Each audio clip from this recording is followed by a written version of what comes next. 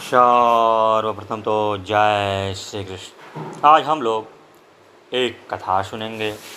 कथा बड़ी धार्मिक, मार्मिक तथा आध्यात्मिक है। इस कथा को बड़े ही ध्यान से आप सुने, क्योंकि किसी भी कथा को ध्यान से सुनने पे ही कथा समझ में आता है तथा कथा का आनंद भी आता है।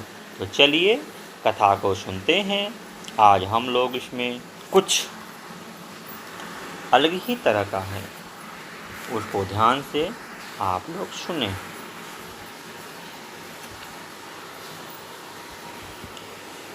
जो प्रतिदिन संयम में रहकर केवल रात में भोजन करता है और मंत्र के जितने अक्षर हैं उतने लाख का चौगुना जप आदर पूर्वक कर लेता है, वह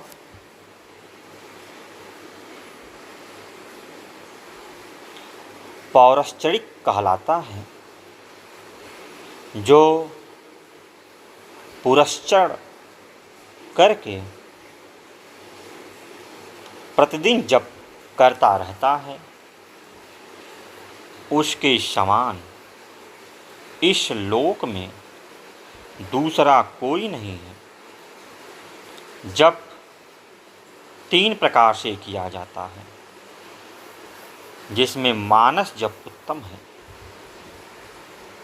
उपांशु जप मध्यम है तथा वाचिक जप उससे निम्न कोटि का माना गया है। जप करते समय क्रोध, मद, छींकना, थूकना, जभाई लेना तथा कुत्तों और नीच पुरुषों की ओर देखना वर्जित है। यदि कभी वैसा हो जाए तो आचमन करें अथवा शिव शिवा का स्मरण करें या प्रणाम करें। सदाचारी मनुष्य शुद्ध भाव से जप और ध्यान करके कल्याण का भागी होता है। आचार परम धर्म है, आचार उत्तम धन है, आचार श्रेष्ठ विद्या है और आचार ही परम गति है। आचारहीन पुरुष संसार में निंदित होता है और परलोक में भी सुख नहीं पाता। इसलिए सबको आचारवान होना चाहिए। आचारः परमो धर्मः, आचारः परम धनम, आचारः परमा विद्या, आचारः परमा गति।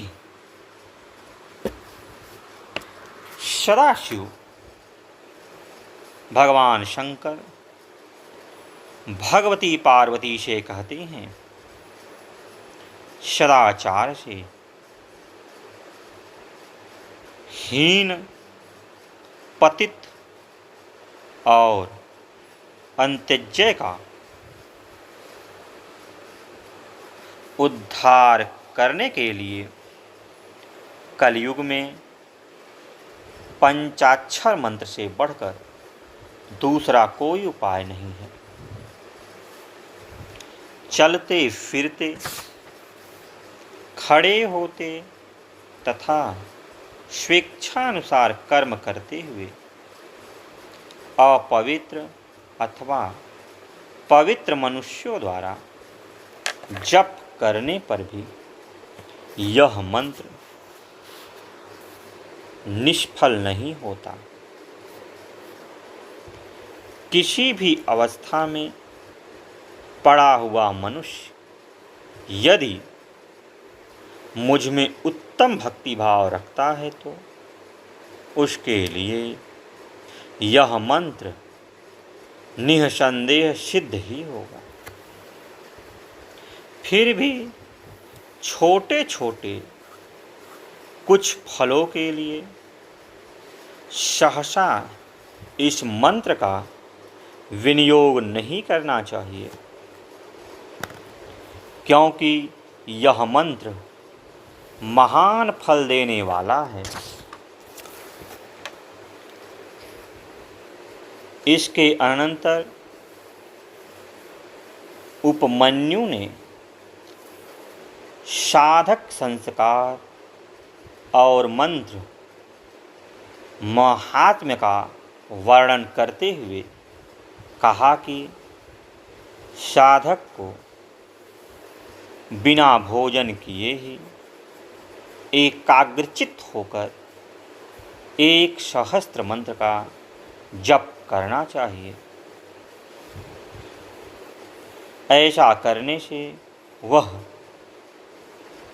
इस लोक में विद्या, लक्ष्मी तथा सुख पाकर अंत में मोक्ष प्राप्त कर लेता है। नित्य नैमित्तिक कर्म में क्रमशः जल से, मंत्र से और भस्म से भी स्नान करके पवित्र होकर शिखा बांधकर यज्ञोपवीत धारण कर कुश की पवित्री हाथ में ले ललाट में त्रिपुंड लगाकर रुद्राक्ष की माला लिए पंचाक्षर मंत्र का जप करना चाहिए। श्री कृष्ण के द्वारा नित्य नैमित्तिक कर्मों के सुनने की इच्छा करने पर उपमन्यु जी कहते हैं, प्रातःकाल शयन से उठकर अपने दैनंदिनी कर्म का भली भांति चिंतन करके अरुणोदय काल में शौच, दंत धावन आदि कार्यों से निवृत्त होकर विधिवत किसी पवित्र नदी में, सरोवर अथवा घर में ही प्रातःकालीन स्नान कर शुद्ध वस्त्र धारण करना चाहिए। यदि जल से स्नान करने में व्यक्ति असमर्थ हो तो भीगे हुए शुद्ध वस्त्र से अपने संपूर्ण शरीर को पोंछना चाहिए। भस्म स्नान अथवा मंत्र स्नान शिव मंत्र से करना चाहिए। इसके बाद महादेव का ध्यान करके सूर्य स्वरूप शिव को अर्घ प्रदान करना चाहिए। प्रातःकालीन संध्या से निवृत्त होकर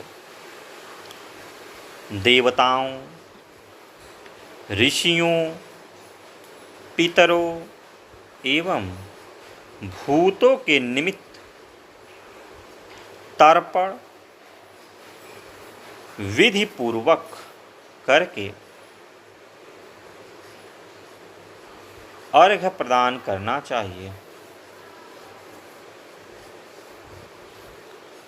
इसके अनंतर उपमन्यु जी करन्यास की विस्तृत विधि का वर्णन करते हुए यह निर्देश किया कि ललाट पर भस्म से स्पष्ट त्रिपुंड लगाएं। इसके साथ ही दोनों भुजाओं में, हृदय स्थल पर तिलक लगाकर सिर पर,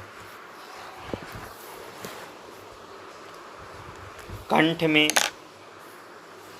कान में तथा हाथ में रुद्राक्ष को धारण करें अपवित्र अवस्था में रुद्राक्ष धारण नहीं करना चाहिए। बताई गई रीति से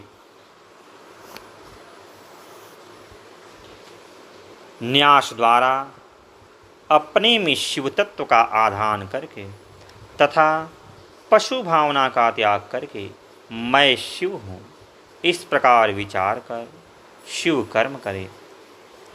कर्म यज्ञ, तप यज्ञ, जप यज्ञ, ध्यान यज्ञ तथा ज्ञान यज्ञ, ये 5 प्रकार के यज्ञ कहे गए हैं। इन 5 यज्ञों में ध्यान यज्ञ तथा ज्ञान यज्ञ की विशेष महिमा है। जिसने ध्यान तथा ज्ञान प्राप्त कर लिया उसने मानो भवसागर प्राप्त कर लिया। ज्ञान से ध्यान योग सिद्ध होता है और पुनः ध्यान से ज्ञानोपलब्धि होती है। इन दोनों से मुक्ति हो जाती है। तो आज के लिए इतना ही, फिर किसी दिन अन्य वीडियो मिलते हैं। तब तक के लिए जय श्री कृष्ण, जय श्री कृष्ण।